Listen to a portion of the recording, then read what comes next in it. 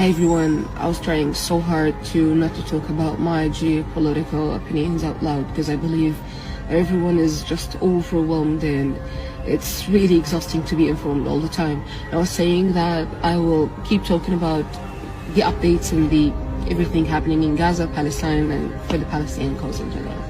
But since everything is connected and someone is acting as the police of the world, acting like the savior of the world until now, while they literally committed a genocide.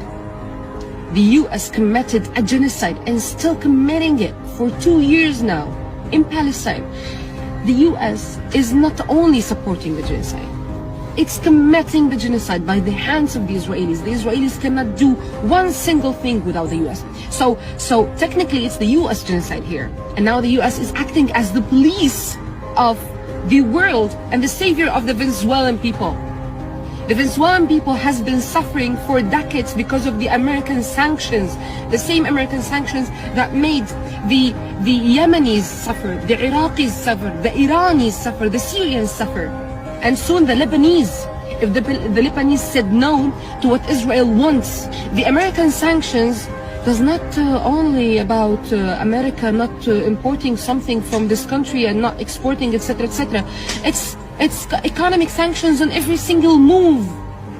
And because America is again acting as a savior of the world, the other colonial forces in the West are supporting it and imposing these sanctions on these countries again. So these countries are suffering because of the American sanctions, and then when the people start dying because of starvation, the Americans come to be the savior, to steal the oil and the strategic place of the area, and tell the people that they are worried about the democratic situation there and that we are taking over the dictators.